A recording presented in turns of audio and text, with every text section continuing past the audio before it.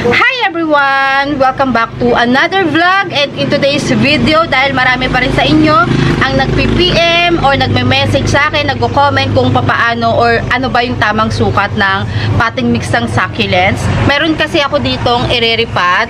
So isabay ko na rin. Payat na niya kasi ano na siya, dahil matagal ako magdilig, pag clay pots kasi mas madaling matuyo ang ating mga cactus, mga succulents. For example, every 2 weeks ako nagdidilig. So pumapayat siya kasi nag-iintay siya. Minsan naman pag nakikita ko, dinidiligan ko siya ng kanya. So ililipat ko na siya at ipapakita ko rin sa inyo kung ano yung potting mix or ano yung sukat ng potting mix na gagawin ko, dahil naganap talaga ako ng, ano ba tawag dito, ng pumice doon sa Regalado. Kung malapit kayo sa Regalado, sa Fairview Regalado, madami doong mga garden shop. Kaya lang pag dumadaan ako doon, laging wala. And then kahapon, Sabado, napadaan ako doon, nag-try lang ako, nagbaka sakali, and meron. Bumili ako ng 2 sako.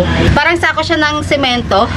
Ayan, ganyan. Dalawa yung binili ko niyan, 250 pesos yung isang sako, and ito na lang natira kalahati kasi nagpuyat ako kagabi, naglagay ako ng mga potting mix sa mga succulents ko, yung sa top, dressing ba, kung tawagin. Naglagay ako ng mga ganon, and ito na lang natira. Sabi ko nga, sana makadaan ulit ako. Kailan ba ako dadaan doon? Sa 14 pa ako makakadaan, I think, doon. So ngayon, ito yung gawa ko. Ito yung madalas na sukat ng potting mix ko. Meron ako ditong vermicast, bumili na rin ako doon. Di ko alam kung anong ang pangalan ng store na yun. Kung wala kayong mabilhan ng vermicast, kung may compost naman kayo, yun na lang gamitin nyo kasi halos parehas lang naman. Parang lupa din naman siya. Parehas mataba. Tapos meron ako ditong coco peat. Optional lang to. Hindi ko siya i-advise sa mga beginner sa succulents. Ito lang 2 klase ang gamitin nyo. Vermicast and pumice. Okay na yan. So, ano ba ang sukat? Minsan kasi, ang gawa ko is 60% pumice and 40% vermicast. Or minsan naman, pag bago-bago pa lang sa akin yung plants is 70% pumice and 30% vermicast. Paano ba malalaman yung sukat ng 30% at saka 70%? For example, kumuha kayo ng isang takalan. Ayan, dapat sukat ha. Kung marami kayong iriripat, ito yung kuhanin nyo, mas malaki ganyan. Isa lang yung gagamitin nyo na pansukat. O for example, sinabi ko 30% vermicast. So, 3 takal ng vermicast yung gagamitin nyo, and then 70% pumice is 7 takal nito. Kailangan ito lang yung gagamitin yung pantakal para makuha nyo yung sinasabi ko 30% and 70%. So ang gagawin ko ngayon is 60% and 40% vermicast kasi ito matagal na to sa akin. Ayan o, naghabaan na nga to. Ayan, payat lang. Si corn cob, ang ganda kasi nito. Ako kasi ma-explore na ako sa potting mix. Pero itong isi-share ko sa inyo, ito lang yung for beginner. Hala, puti na ilong ni Kisses. Hala. So, huwag na kayo magulo. Oo, tiga nga.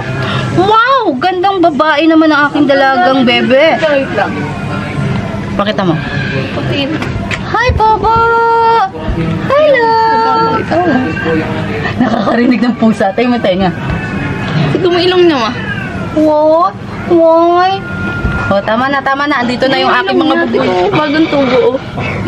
Bagong tubo. Doon na kayo. Hagardo ako. Ito na lang ang tingnan nyo. Mama. Tignan ko siya. Ay, parang ayoko pengi nga akong gloves, Dara. Kakatanim ko lang, kakahugas ko lang eh. 2. Gagalit na yung mga alaga ko. May nag-aaway na. Hindi naman sila yata nag-aaway. Nagmi-mate yata. Mag-gloves muna ako kasi nagda-dry na yung kamay ko dahil ilang oras akong nandito sa garden, nagtatanim at saka madami akong ginagawa kagabi. Kinabot na ako ng 2 AM. Kaya mag-gloves muna tayo kasi madry. Pag ikaw kasi matagal nagtatanim, kukut-kut ng kukut-kut, is nagda-dry yung kamay. So, ayan. Pataga nito, and beware din sa paggamit ng vermicast. Guys, pag may mga nabibili kayo na parang kala nyo is binibenta nila ng vermicast tapos buo-buo siya na matigas, garden soil lang yun ha. Huwag kayo maniwala na vermicast. Kasi ang vermicast, buhaghag. Ganyan, no? Magbuo-buo man siya, wala palang buo. Basta pag nagbuo naman siya, kunwari, for example, ganyan, magbuo man siya, gaganyan din siya, ano ba tawag doon sa Tagalog? Mamumuyag, or basta magiging durog-durog. Yun. 1, at 2, ito, oh. Pero pag dinurog mo, durog agad siya. Meron kasi ng mga binibenta, ang tigas talaga, parang putik. 3,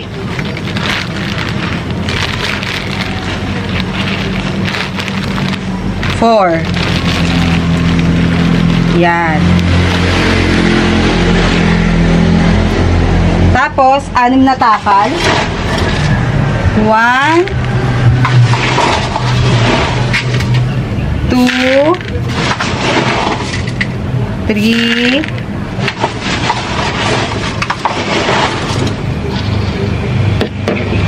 4, 5, and 6. And then, optional, not recommended for beginner. Naglalagay ako nito. Optional lang to, ha. O pwede kasi ang gawin ko sa vermicast is 35% and then 5% na kukupit. Pero ito kasi, inaano ko na lang, tinatansya. And then, halo-halo. The best size ng pames para sa ating mga succulent is munggo size. Ganito ang itsura ng munggo size. Masyado na kasing malaki yung corn size. Munggo size, oh, yan, perfect. Before kasi, ang ginagamit ko is matanghito size, which is maliit. Sobrang, ano ba tawag doon? Liit. Basta maliit lang siya. So, ito, anuin ko lang. Ang nilalagyan ko ng coco peat is yung mga matatagal ko ng niriripat na halaman. Like, yung mga taon na, yung mga, tawag dito, naka 6 months. Oh, ito, perfect na siya. Ganito. Ganyan ang 60%. Perfect na to sa ating gagamitin. Pero pag yung mga feeling nyo or pag sinabi ni seller ng mga succulent is maselan, well, hindi naman magsasabi sila kung maselan kasi iba yung klima natin parehas, eh, di ba? Sa lowland, mahirap makaano, eh. Magkakalat na naman ako, kakalinis ko lang. Ito. Ano, basta pag feeling nyo yung succulent na iriripat nyo is maselan, ano, ang gawin nyo 70% ng pames. Ito, walang kahit na anong sakit to. As in, wala. Pero, iriripat ko lang siya kasi na-overgrow na niya yung ano niya, potting mix. So, isasama ko lang dito yung potting mix niya. Wala kasi akong makitang paso para sa kanya. Ayun, pwede dito. Di ka, pakita ko sa inyo. Payat na kasi.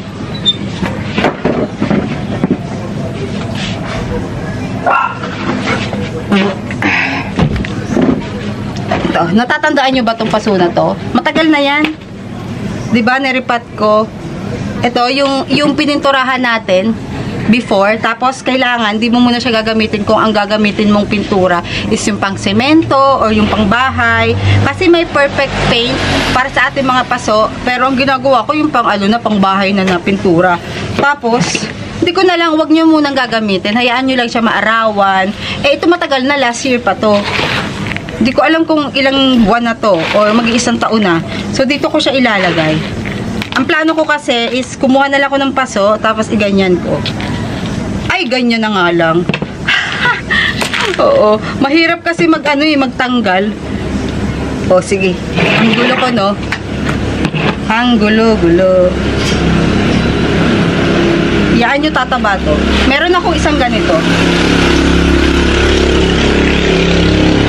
Magkaiba sila. Pero magkamuka. Pakita ko sa inyo mamaya. Pag naalala ko, nasan ba?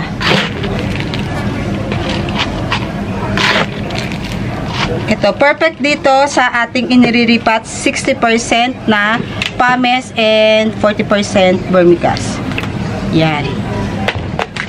Tapos, syempre, mayabang tayo ngayon. Madami tayong pamis. Lalagyan ko ngayon ng pamis yung top. Diba? Hindi ko siya diniligan. Ang puyot. Yan o. Tataba naman ulit yan. Pag pinutol nyo to, ito, pag pinutol nyo yan, may magtutubo ang another ganito dito. Either madami, pwedeng isa, pwedeng madami, ano. Pero perfect siya dito. Yan o, diba? Ayan. Lagyan na natin na ganun lang. Diba? Hindi ko kasi may share sa inyo yung ibang potting mix, pero pwede kayo. Kung wala kayong vermicast, pwede naman kayong gumamit ng compost. Or yung Alnos compost ng Benguet. Kasi namimili rin ako ng potting mix, ng compost sa Benguet. Minsan, sinasabay ko pag bumibili ako ng succulent. Pero hindi pa ulit ako nakabili ngayon. Maganda din yung compost nila. Yan. Madagta lang to eh. Perfect pala na nag-gloves ako.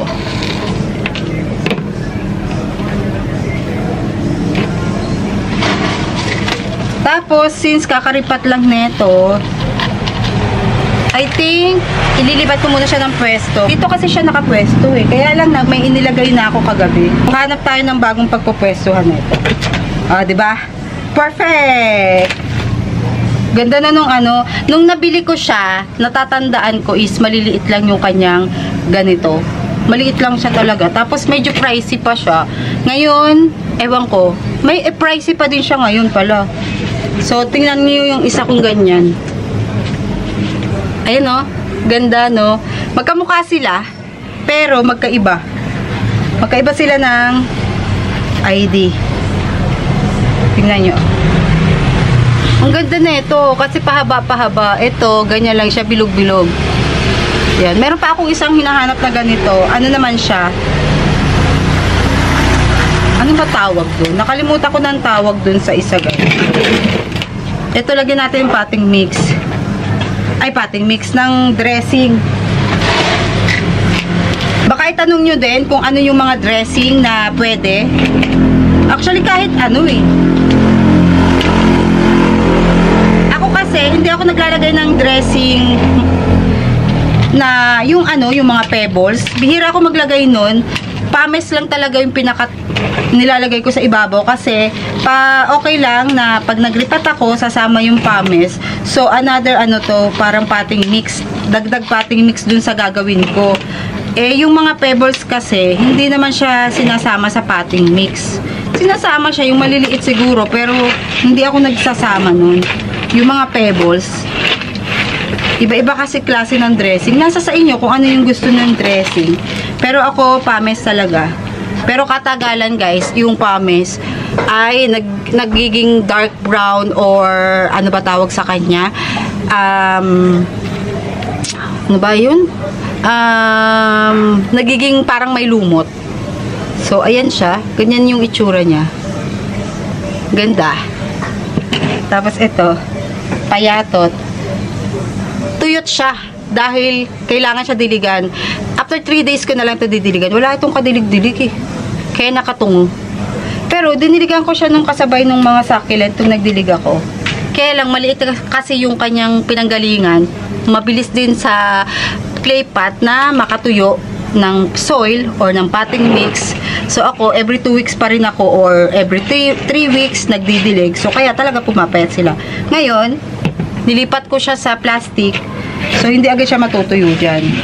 Yun yung iiwasan nyo, yung magdilig ng madalas pag naka-plastic pots. Kasi ang plastic pots is matagal siyang matuyo ang potting mix. Hindi naman sobrang tagal.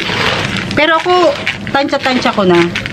Dati kasi, karamihan ng pot ko is clay pots. Kaya lang, pag nag-uulan, nababasa na ulan, nilulumot.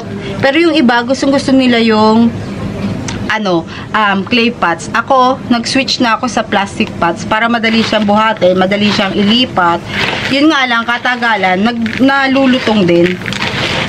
Yun yung niya, downside ng plastic pots. So, yun lang. Sana nasagot ko yung mga tanong-tanong nyo kung ano yung potting mix na ginagamit ko. Actually, pag matagal na yung plants, for example, nakataon na siya sa akin, kahit konti na lang kahit 40% ng pumice na lang ginagamit ko. Tapos, may mga vermicast, mga alnos. Yung alnos compost kasi guys, may mga buo-buo siya na parang durug-durug na dahon. So, yun na lang yung ginagamit ko. And then, basta pag alam ko na hindi maselan yung itatanim ko, kung ano-ano na lang yung potting mix na ginagamit ko, pero wag na wag nyong iwawala sa potting mix ang pumice. Kasi hindi lahat ng ating mga succulents is gusto ng pure garden soil or compost. Pero sa ibang lugar, like sa malalamig, sa Benguet, yan, pansinin nyo, pag bumili kayo ng mga halaman sa Benguet na nakapat, tapos hindi nyo niripat dito sa atin, ini-indoor nyo lang sila or nandito lang siya sa loob ng bahay, ganyan, malulusaw siya, mamamatay. Pero meron din namang nagsasurvive na pure compost lang, pure garden soil, pag nakadirect siya sa labas ng bahay. Ako yung mga nasa labas ko ng bahay, mga nasa 50% pumice na lang yun. Lagi siyang may pumice na kasama. Kahit na hindi na sila ganun kaselan sa akin, may pumice pa din. Maglalagay pa rin ako, at least pinaka mababa kong nilalagay is 40% to 50% pumice. Pag ganun. Pag yung pag kilala ko na yung halaman, kasi ako, kilala ko na yung plants ko. Yun. Yun lang naman. So, dito ko na i-end ang ating vlog again, and see you on my next video. Bye!